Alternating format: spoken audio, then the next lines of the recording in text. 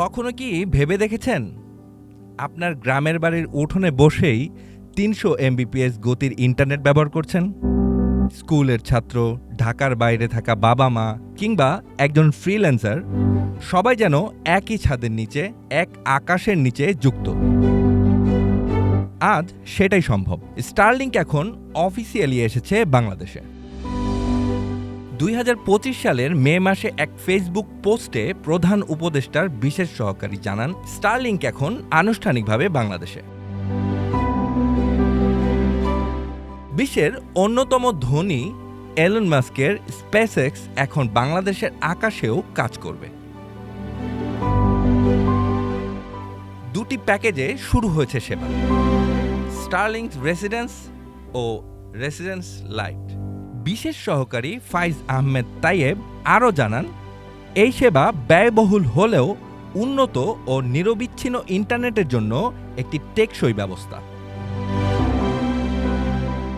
যেসব জায়গায় fibre optic পৌঁছাতে পারে না, যেখানে ব্রডব্যান্ড এখনও স্বপ্ন, সেসব জায়গায় এই প্রযুক্তির ছোঁয়ায় freelancer, NGO, remote health clinic, online শিক্ষার্থীদের জন্য এই সেবা হতে পারে নিত্যদিনের সহচর।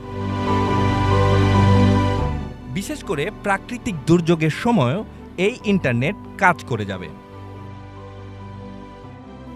এই সেবা দিচ্ছে ৩০০ এমবিপিএস পর্যন্ত স্পিড, সাথে পাচ্ছেন আনলিমিটেড ডেটা। না আছে বাফারিংয়ের ভয়, না আছে সীমা। আপনার বাড়ির ছাদে ছোট্ট একটি ডিশ অ্যান্টিনা ও রাউটারের মাধ্যমে সোজা মহাকাশ ঘুরে ইন্টারনেট এসে পৌঁছবে আপনার ঘরে। একসময় যা ছিল শুধুই বিজ্ঞান কল্পকাহিনী, এখন তা বাস্তব। তবে সমালোচনা ও বিতর্কও থেকে যায়। অনেকেই বলছেন এটা প্রিমিয়াম জনগণের জন্য প্রিমিয়াম সেবা। সবাই হয়তো এখনই এই সেবা নিতে পারবে না, তবে একদিন হয়তো পারবে। আর প্রতিটি বড় পরিবর্তনের শুরুই হয় এমনই ছোট্ট পরিসরে, স্বপ্নে, চেষ্টা আর সাহসের ভর করে। অন্যদিকে প্রযুক্তি বিশ্লেষকরা বলছেন, গ্রামীণ উদ্যোক্তা, ফ্রিল্যান্সার, এনজিও, দুর্যোগকালীন সেবা সবকিছুতেই স্টারলিংকের বড় ভূমিকা থাকবে। ইন্টারনেট কেবল তথ্যের মাধ্যম নয়, এটা সংযোগ, এটা সম্পর্ক।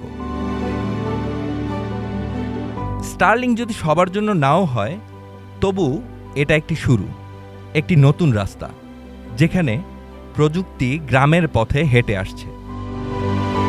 স্টারলিংক একা কিছু বদলাতে পারবে না, কিন্তু এটি হতে পারে সেই প্রথম ধাপ, যা গ্রামকে শহরের পাশে দাঁড় করাবে।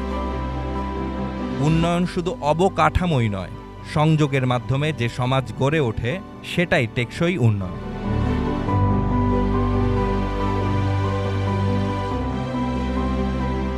ফাহাদ চৌধুরী, শতাব্দী টেলিভিশন।